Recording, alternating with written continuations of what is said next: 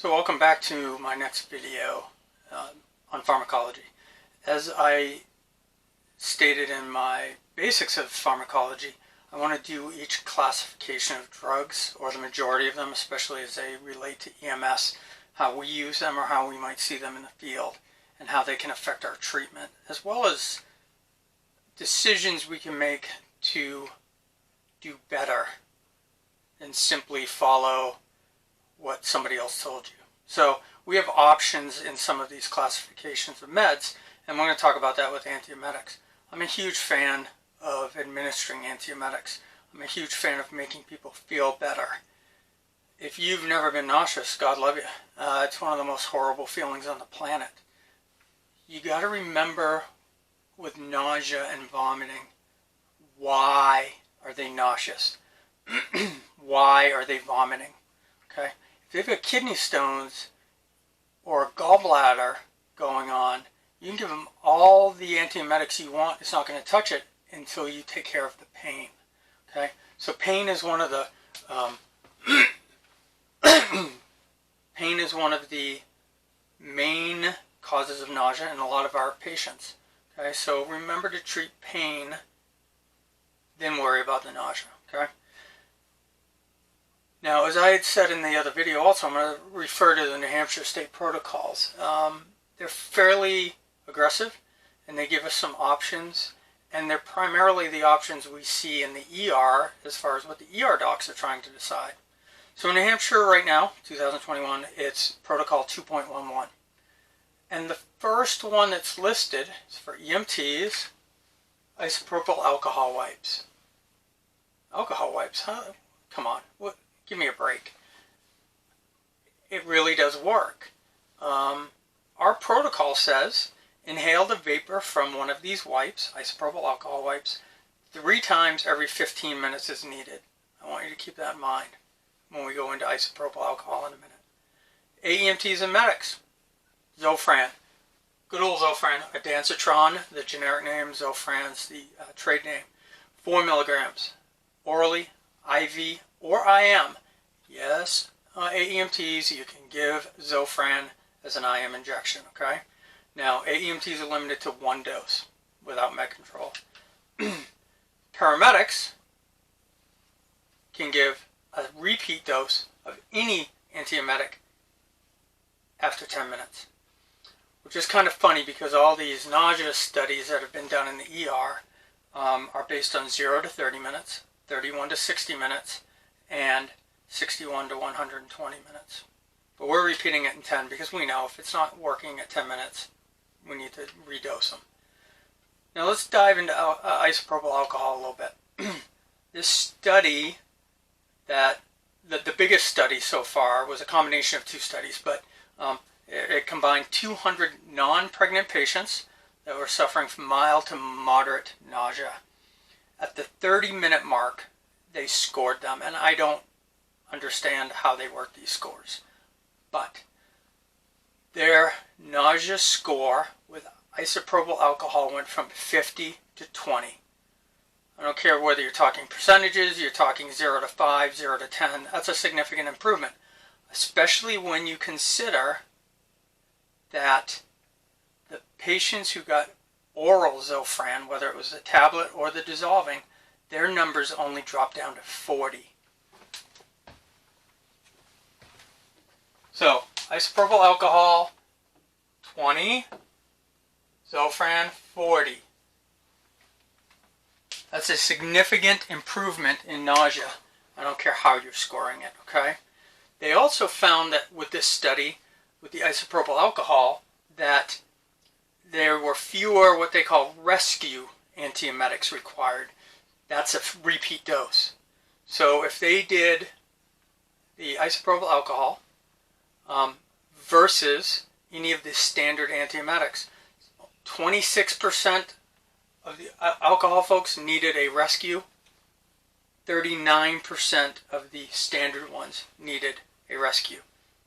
Those are pretty good numbers. Now, this study, though, their dosing was inhale it as deeply as is required for as often as required. So take 3, 4, 5, 6, whatever, deep, deep breaths of it. Oh, my nausea's better. Put it down. Nausea's coming back. Repeat that.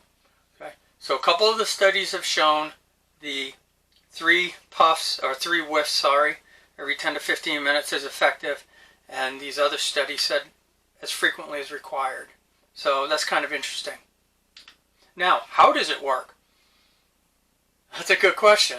Nothing I find seems to know how it works. They just know it does.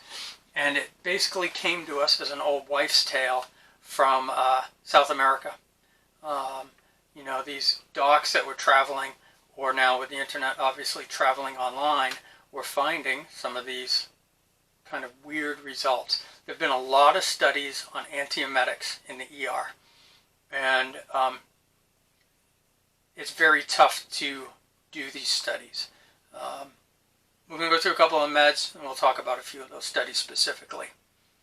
Now, kind of the 3 typical anti-emetics that we see, both in the ER, and this is, I'm coming to you from having worked 25 years in different ER-based paramedic systems out of my 35 years, okay?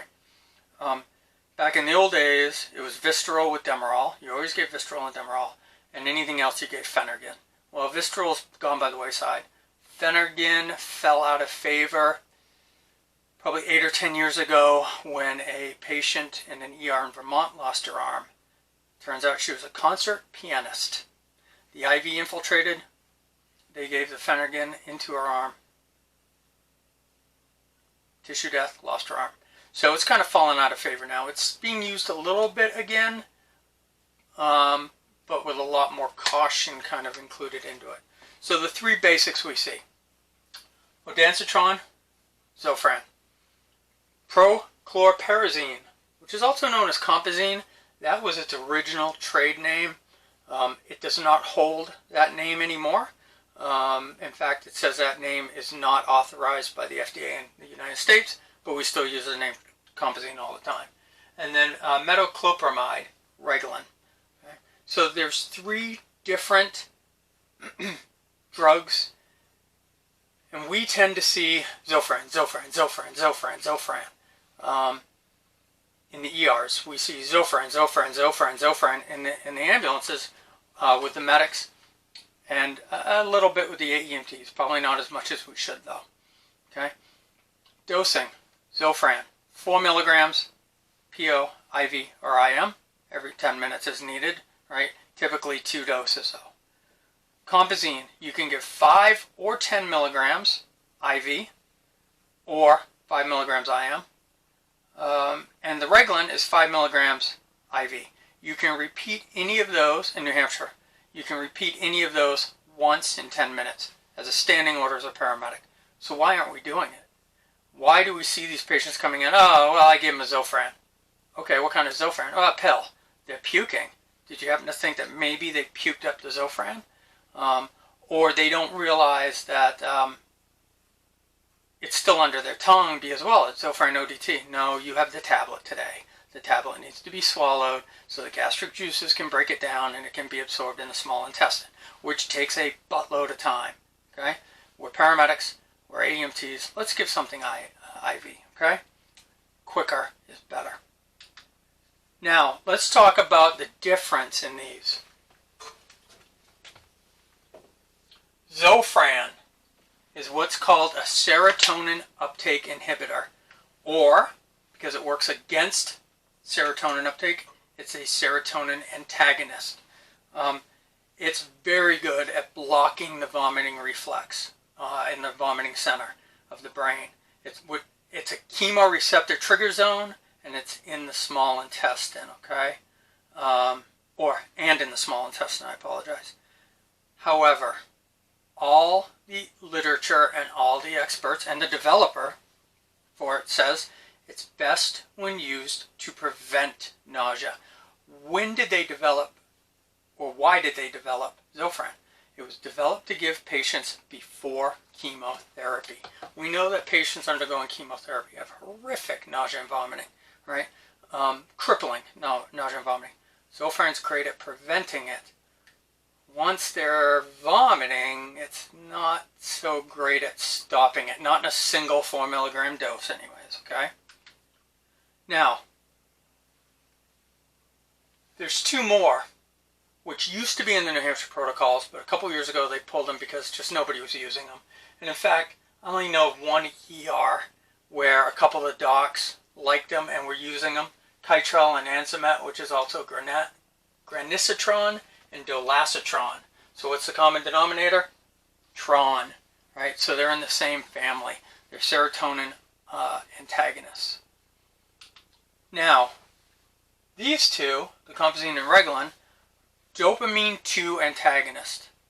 Okay, so they help block dopamine release, which can trigger nausea. Okay, and they help prevent it, and they help prevent the uptake. Now, Compazine especially, primary treatment for migraines, not pain meds. Compazine helps with migraines, helps with the pain with migraines, helps with the symptoms of migraines, and therefore helps with the nausea. It's also used for reflux. It's used for psychosis. Thorazine, prochlorperazine, right? Has some similar effects. Nausea, diphenhydramine, Benadryl helps with nausea. Lorazepam, Ativan helps with nausea as well. Okay, but Compazine and Reglan, they help by emptying the stomach south, right? So they increase gastric emptying. And when you increase gastric emptying, that helps relieve nausea and vomiting. Zofran does nothing for what's in the gut, what's irritating the gut.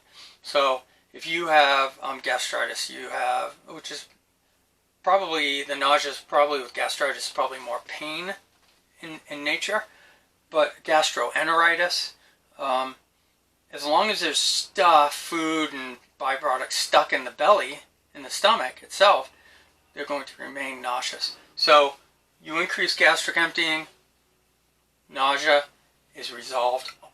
It's actually listed as a side effect. Okay. Now, everybody worries about dystonic reactions with Compazine, right? Which can happen immediately or can happen actually up to hours or days later.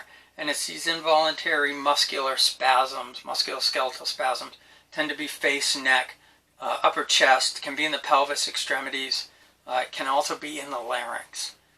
Rarely fatal, horrifically painful. We see these a lot more frequently with the psych meds, the Thorazines and whatnot, okay? Treatment's easy though. Benadryl, 25 to 50 milligrams, either IV or IM. You resolve it damn near immediately. Upon absorption and distribution, it's an almost immediate relief.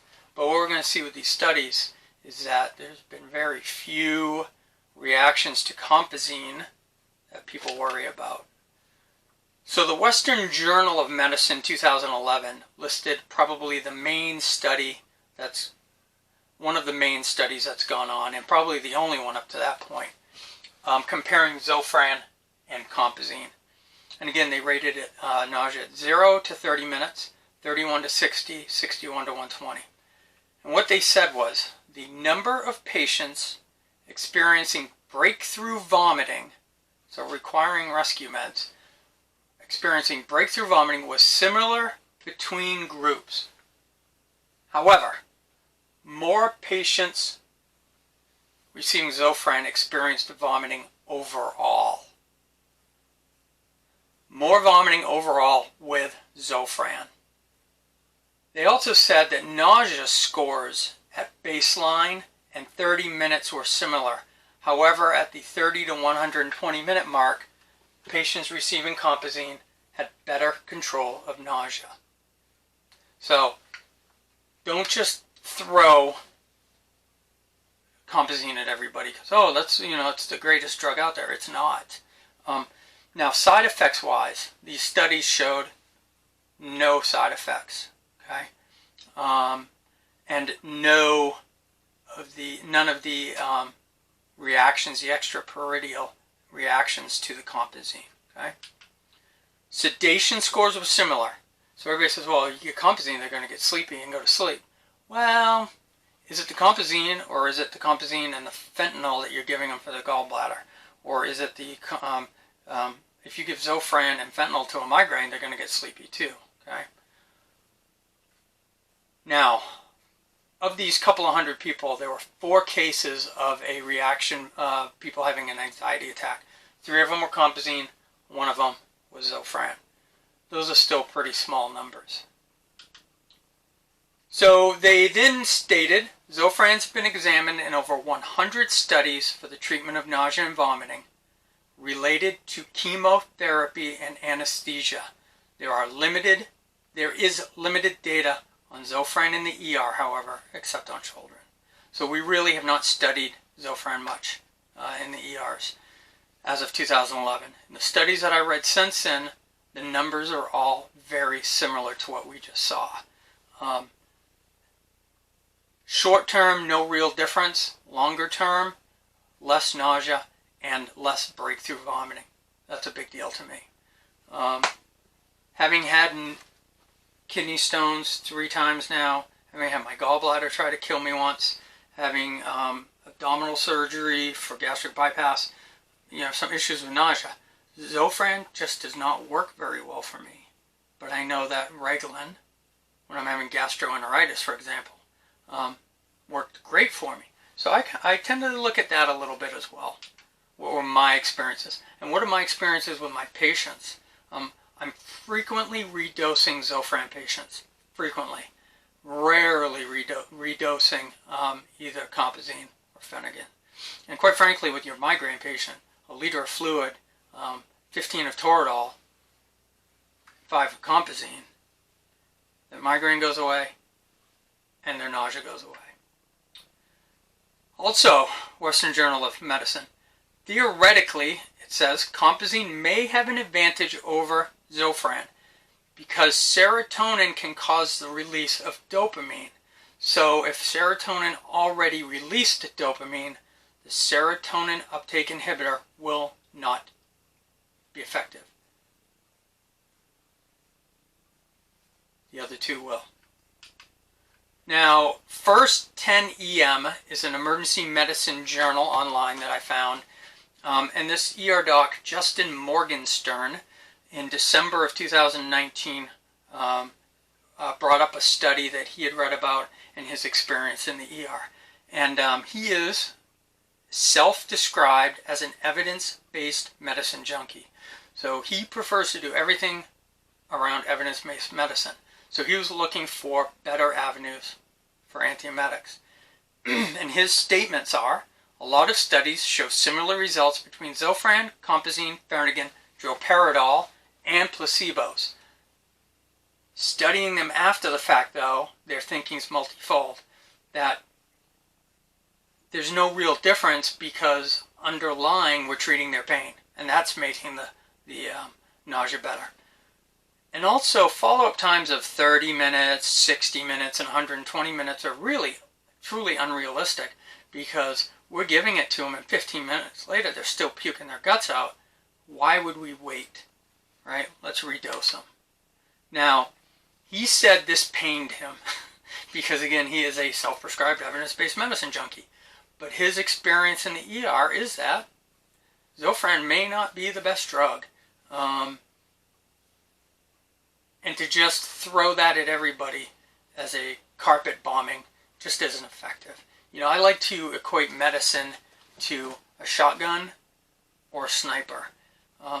Everybody gets a finger stick. Why? Are they diabetic? Do they have a symptom? No. Then why are we doing it? Why are we hitting everybody with Zofran like a shotgun blast would, as opposed to a sniper saying 1 shot, 1 kill, right? This patient I'm going to give him Dilaudid, morphine, fentanyl, or even ketamine. I don't want them to get nauseous. I have a 40-minute ambulance ride and I'm giving them narcs. Let's prevent the nausea with some Zofran. Perfect. This dude's got gastroenteritis. He's had nausea, vomiting, and diarrhea for 2 days. You think there's dopamine release in his system already? Absolutely. Why is Zofran? No. Let's slow his gut down and give him Reglan. Speed up gastric emptying and then slow the motility in the gut down with Reglan. Oh, better. He's got a migraine.